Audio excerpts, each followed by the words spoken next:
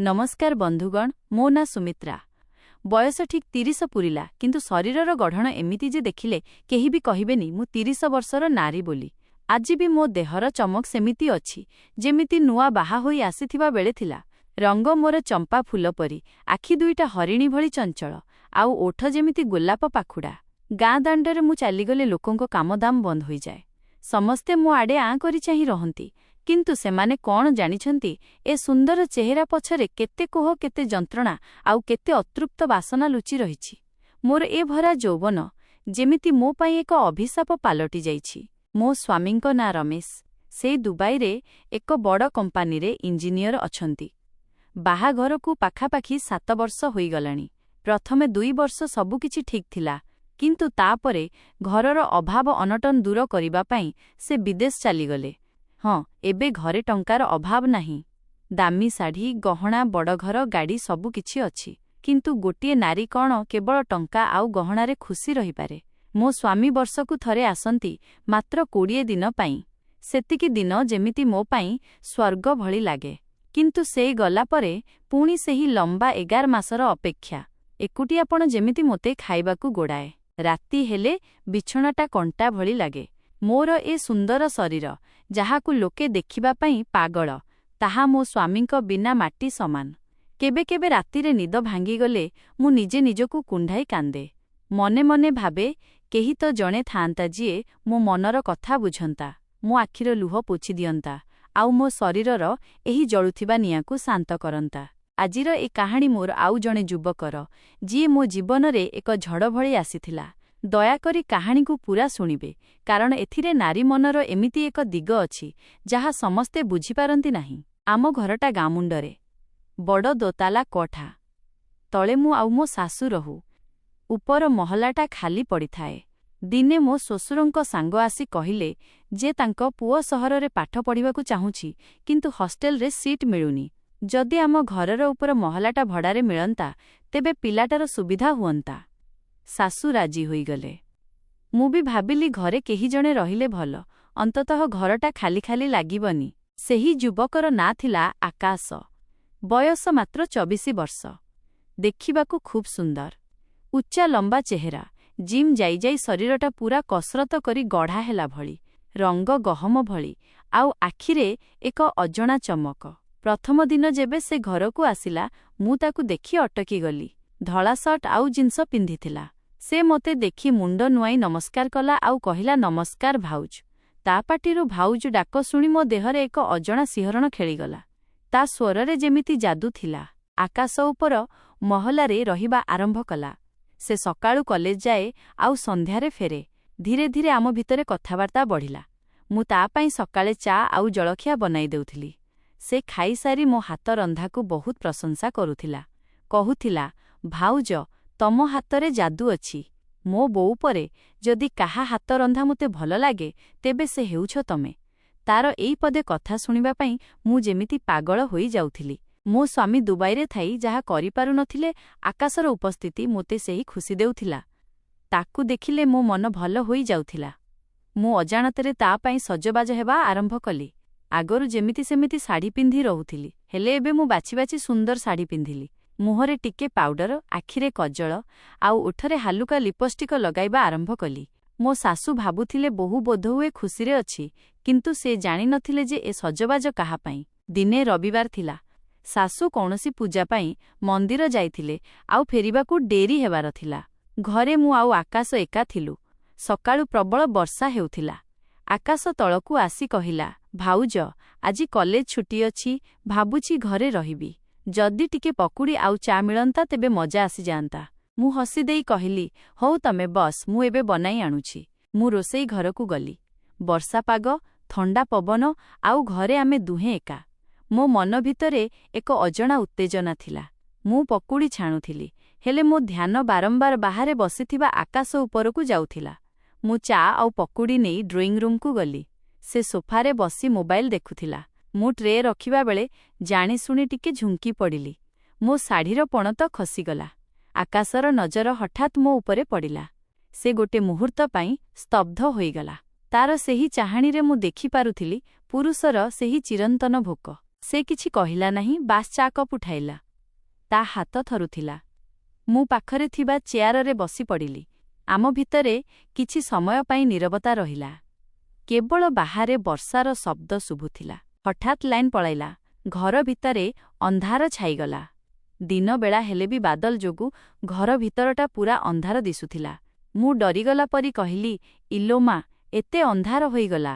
ଆକାଶ mobile torch ଜଳାଇଲା ଆଉ କହିଲା, ଭାଉଜ, ଡରନ୍ତୁ ନାହିଁ, ମୁଁ ଅଛି ପରା। ଇନଭର୍ଟର ବୋଧହୁଏ ଖରାପ ଅଛି, ମୁଁ ଯାଇ ଦେଖୁଛି। ସେ ଉଠିବାକୁ ଗଲା, ହେଲେ ଅନ୍ଧାରରେ ତାର ଗୋଡ଼ ଟିପରେ ବାଜିଲା ଆଉ ସେ ସନ୍ତୁଳନ ହରାଇ ମୋ ଉପରେ ଆସିପଡ଼ିଲା। ମୁଁ ଚିତ୍କାର କରିବା ପୂର୍ବରୁ ତା ଓଜନଦାର ଶରୀର ମୋ ଦେହ ଉପରେ ଥିଲା। ସୋଫା ଉପରେ ଆମେ ଦୁହେଁ। ମୋ ଛାତି ଜୋରରେ ଧଡ଼କିବାକୁ ଲାଗିଲା। ତା ନିଶ୍ୱାସର ଗରମ ପବନ ମୋ ବେକରେ ବାଜୁଥିଲା। ମୁଁ ଅନୁଭବ କଲି ତାର ମଜବୁତ ଛାତିର ସ୍ପନ୍ଦନ ମୋ ଛାତି ସହ ମିଶି ଯାଉଛି। ସେ ତୁରନ୍ତ ଉଠିବାକୁ ଚେଷ୍ଟା କଲା, କିନ୍ତୁ ମୁଁ ଜାଣିନାହିଁ କାହିଁକି ମୋ ହାତ ଅଜାଣତରେ ତା ପିଠିକୁ ଜାବୁଡ଼ି ଧରିଲା। ସେ ଅଟକିଗଲା। ସେ ମୋ ମୁହଁକୁ ଚାହିଁଲା। ମୋବାଇଲର କ୍ଷୀଣ ଆଲୋକରେ ଆମେ ଦୁହେଁ ପରସ୍ପରର ଆଖିରେ ହଜିଗଲୁ। ସେ ଧୀର ସ୍ୱରରେ କହିଲା, ଭାଉଜ। ମୁଁ କିଛି କହିଲି ନାହିଁ, ବାସ୍ ଆଖି ବନ୍ଦ କରିଦେଲି। ମୋ ଶରୀରର ପ୍ରତିଟି ଅଙ୍ଗ ଯେମିତି ଚିତ୍କାର କରି କହୁଥିଲା, ଆଜି ମୋତେ ଭଲ ପାଇଯାଅ, ମୋର ଏ ଶୋଷ ମେଣ୍ଟାଇ ଦିଅ। ମୁଁ ବର୍ଷ ବର୍ଷ ଧରି ଯେଉଁ ସ୍ପର୍ଶ ପାଇଁ ତରସିଥିଲି, ଆଜି ତାହା ମୋ ସାମ୍ନାରେ ଥିଲା। ଆକାଶର ମୁହଁ ମୋ ମୁହଁ ପାଖକୁ ଆସିଲା। ତା ଓଠ ମୋ ଓଠକୁ ଛୁଇଁବାକୁ ଯାଉଥିଲା। ଠିକ୍ ସେତିକିବେଳେ ବାହାରେ ବଜ୍ରପାତ ହେଲା। ଏକ ବିରାଟ ଶବ୍ଦ ହେଲା। ସେହି ଶବ୍ଦରେ ଆମ ଦୁହିଁଙ୍କ ଚେତା ଫେରିଲା। ଆକାଶ ଝଟକିନି ଉଠି ଛିଡ଼ା ହୋଇଗଲା। ମୁଁ ବି ସୋଫାରେ ଉଠି ବସିଲି। ମୋ ଶାଢ଼ୀ ବିପର୍ଯ୍ୟସ୍ତ ହୋଇଯାଇଥିଲା। ମୁଁ ଜଲ୍ଦି ଜଲ୍ଦି ନିଜକୁ ସଜାଡ଼ି ନେଲି। ଆକାଶ ପଛକୁ ବୁଲିପଡ଼ି କହିଲା, ଭାଉଜ, ମୋତେ କ୍ଷମା କରିଦିଅନ୍ତୁ। ଏହା ଭୁଲ। ମୁଁ ଜାଣିନି ମୋତେ କ'ଣ ହୋଇଗଲା। ତମେ ମୋତେ ଏତେ ବିଶ୍ୱାସ କରି ଘରେ ରଖିଛ, ଆଉ ମୁଁ ଛିଃ। ତା କଥାରେ ଅନୁତାପ ଥିଲା। ମୁଁ ଦେଖିଲି ସେ କାନ୍ଦୁଛି। ମୋ ଭିତରର କାମନା ହଠାତ୍ ଉଭେଇଗଲା। ମୋତେ ଲାଗିଲା ମୁଁ କେତେ ବଡ଼ ପାପ କରିବାକୁ ଯାଉଥିଲି।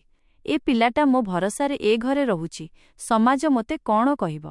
ମୋ ସ୍ୱାମୀ ଯିଏ ମୋ ପାଇଁ ବିଦେଶରେ ଖଟୁଛନ୍ତି, ତାଙ୍କୁ ମୁଁ କ'ଣ ଜବାବ ଦେବି?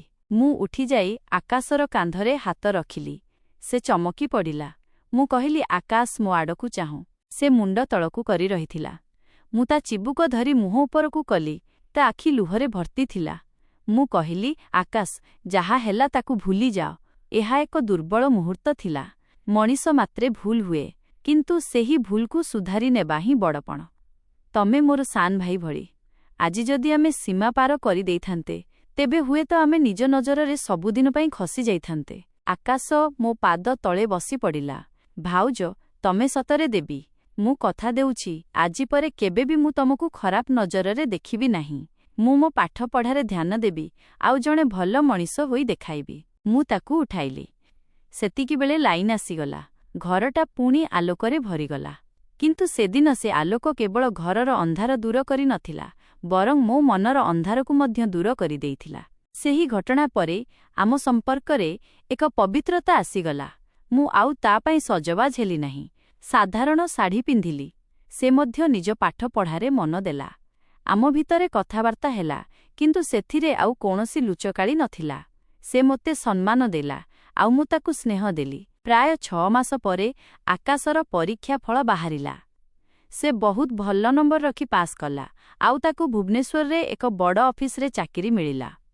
ଯେଉଁଦିନ ସେ ଘର ଛାଡ଼ି ଯାଉଥିଲା, ସେଦିନ ସେ ମୋ ପାଖକୁ ଆସିଲା। ହାତରେ ଏକ ଛୋଟ ପ୍ୟାକେଟ୍ ଥିଲା। ସେ କହିଲା, ଭାଉଜ, ଆଜି ମୁଁ ଯାଉଛି। ତମ ହାତ ରନ୍ଧା ଆଉ ତମ ସ୍ନେହ ମୁଁ କେବେ ଭୁଲିବି ନାହିଁ। ଏଇଟା ତମ ପାଇଁ ଏକ ଛୋଟ ଉପହାର। ମୁଁ ପ୍ୟାକେଟ୍ ଖୋଲି ଦେଖିଲି, ସେଥିରେ ଏକ ସୁନ୍ଦର ସମ୍ବଲପୁରୀ ଶାଢ଼ୀ ଥିଲା। ମୋ ଆଖି ଛଳଛଳ ହୋଇଗଲା। ମୁଁ କହିଲି, ଏତେ ଦାମୀ ଜିନିଷ କ'ଣ ପାଇଁ ଆଣିଲୁ? ସେ ହସିଦେଇ କହିଲା, ମୋ ପ୍ରଥମ ଦରମାରୁ କିଣିଛି। ମୋ ବୋଉ ପାଇଁ ଆଉ ତମ ପାଇଁ। ପିନ୍ଧିବ ହେଲା। ସେ ମୋ ପାଦ ଛୁଇଁ ମୁଣ୍ଡିଆ ମାରିଲା ଆଉ ଚାଲିଗଲା। ମୁଁ ଗେଟ୍ ପାଖରେ ଛିଡ଼ା ହୋଇ ତାକୁ ଯିବାର ଦେଖୁଥିଲି। ମୋ ମନରେ କୌଣସି ଦୁଃଖ ନଥିଲା, ବରଂ ଏକ ଅଜଣା ଗର୍ବ ଅନୁଭବ ହେଉଥିଲା। ମୁଁ ଭାବିଲି, ଯଦି ସେଦିନ ମୁଁ ଭୁଲ କରିଦେଇଥାନ୍ତି, ତେବେ ଆଜି ଏହି ସମ୍ମାନଜନକ ବିଦାୟ ହୋଇପାରି ନଥାନ୍ତା। ଠିକ୍ ତାପର ମାସରେ ମୋ ସ୍ୱାମୀ ରମେଶ ଘରକୁ ଆସିଲେ। ସେ ଆସି ମୋତେ କୁଣ୍ଢାଇ ପକାଇ କହିଲେ, ସୁମି, ଏଥର ମୁଁ ଆଉ ଫେରିବି ନାହିଁ। ସେଠାରେ ବହୁତ ପଇସା କମାଇଲି, କିନ୍ତୁ ତମ ବିନା ଜୀବନଟା ପୂରା ବେକାର ଲାଗୁଛି। ମୁଁ ଏଇଠି କିଛି ବ୍ୟବସାୟ କରିବି ଆଉ ଆମେ ସାଥିରେ ରହିବା। ମୋ ଖୁସିର ସୀମା ରହିଲା ନାହିଁ। ଭଗବାନ ଯେମିତି ମୋ ତପସ୍ୟାର ଫଳ ଦେଲେ। ସେଦିନ ରାତିରେ ମୁଁ ଆକାଶ ଦେଇଥିବା ସେହି ସମ୍ବଲପୁରୀ ଶାଢ଼ୀ ପିନ୍ଧିଲି। ରମେଶ ମୋତେ ଦେଖି ମନ୍ତ୍ରମୁଗ୍ଧ ହୋଇଗଲେ। କହିଲେ, ତୁମେ ଆଜି ବହୁତ ସୁନ୍ଦର ଦେଖାଯାଉଛ। ମୁଁ ମନେ ମନେ ଭଗବାନଙ୍କୁ ଧନ୍ୟବାଦ ଦେଲି। ମୋ ପରୀକ୍ଷାର ସମୟ ସରିଯାଇଥିଲା। ମୁଁ ବୁଝିଗଲି, ଯେଉଁ ଜୀବନରେ ଏକୁଟିଆପଣ ଆସିବ, ପ୍ରଲୋଭନ ଆସିବ, କିନ୍ତୁ ନିଜ ଚରିତ୍ର ଆଉ ମୂଲ୍ୟବୋଧକୁ ଧରି ରଖିଲେ ଶେଷରେ ସୁଖ ନିଶ୍ଚୟ ମିଳିବ। ଆଜି ମୋ କୋଳରେ ଗୋଟିଏ ଛୋଟ ପୁଅ ଖେଳୁଛି। ମୋ ସଂସାର ପୂରା ହୋଇଗଲା। ସାଙ୍ଗମାନେ, ଏ କାହାଣୀ ମାଧ୍ୟମରେ ମୁଁ ଏତିକି କହିବାକୁ ଚାହେଁ ଯେ ଶରୀରର ଭୋକ କିଛି ସମୟ ପାଇଁ ଶାନ୍ତି ଦେଇପାରେ, କିନ୍ତୁ ଆତ୍ମାର ଶାନ୍ତି କେବଳ ସଠିକ୍ ରାସ୍ତାରେ ଚାଲିଲେ ମିଳେ। ମୁଁ ସେଦିନ ସମ୍ଭାଳି ଯାଇଥିଲି ବୋଲି ଆଜି ମୋ ମୁଣ୍ଡ ଉପରକୁ କରି ବଞ୍ଚିଛି। ନାରୀ ଚାହିଁଲେ ନିଆଁ ହୋଇ ଜଳିପାରେ, ଆଉ ଚାହିଁଲେ ଦୀପ ହୋଇ ଘରକୁ ଆଲୋକିତ କରିପାରେ। ପସନ୍ଦ ଆପଣଙ୍କର। କାହାଣୀଟି କେମିତି ଲାଗିଲା କମେଣ୍ଟ କରି ନିଶ୍ଚୟ ଜଣାଇବେ। ଆପଣଙ୍କ ସୁମିତ୍ରା। ରହୁଛି, ନମସ୍କାର।